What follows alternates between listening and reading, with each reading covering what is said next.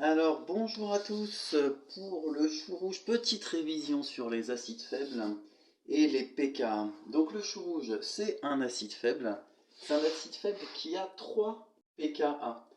Donc il a 4 couleurs différentes suivant quelle espèce domine. Si c'est l'espèce H3- qui domine dans la solution, c'est rouge. Si ça a perdu un H+, ça devient violet.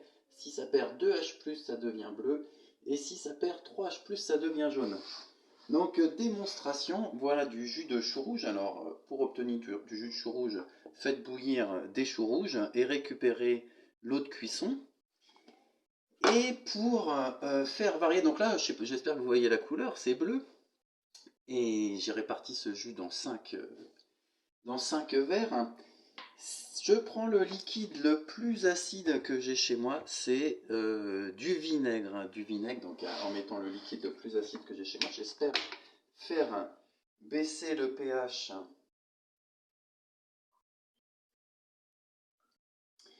Voilà, donc un pH proche du rouge attendu. Et pour avoir le violet, il faut que j'en mette un petit peu moins. Voilà, j'en ai déjà mis trop, c'est déjà rose. Non, c'est violet. C'est violet. Donc avec un petit peu moins, c'est violet. Maintenant, pour augmenter le pH, je vais prendre le liquide le plus basique que j'ai chez moi, le Destop. Alors faites attention quand vous manipulez du Destop, hein, vous ne vous en mettez pas dans les yeux, bien sûr. Et donc,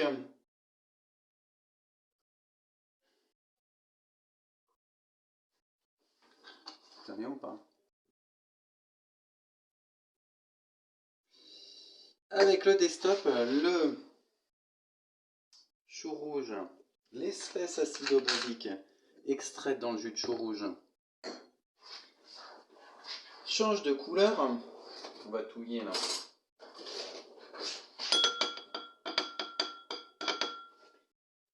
Et on obtient le jaune. Pour obtenir le bleu c'est ce qu'on a. On peut obtenir une couleur intermédiaire entre bleu et jaune avec un tout petit peu de base. On aura un mélange de jaune et de bleu, ça devrait faire quelque chose un peu plus verdâtre.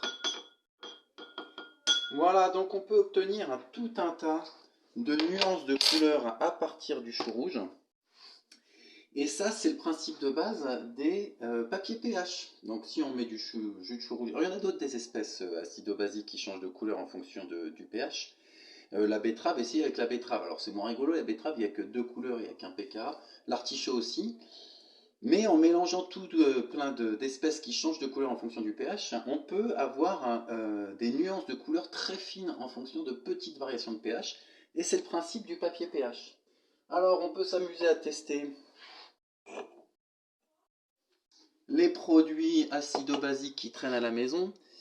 Qu'est-ce que j'ai trouvé chez moi? J'ai trouvé chez moi du citron. Alors du citron, si je mets du citron dans le jus de chou rouge, ça devient plus clair. Donc on est à du pH entre 3 et 6. Hein. Le jus de citron, j'en ai pas mis beaucoup, mais on n'est pas loin du pH 3. Qu'est-ce que j'ai? Donc ça c'est le bleu de base.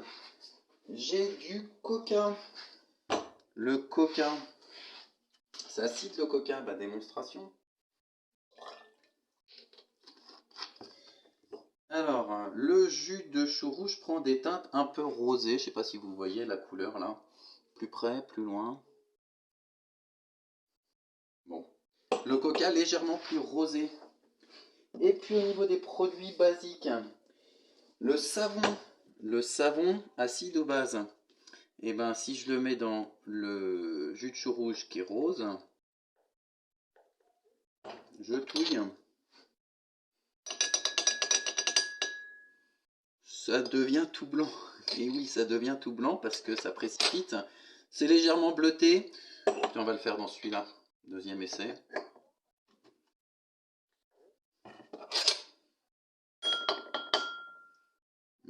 Ça précipite et ça, c'est pas spectaculaire.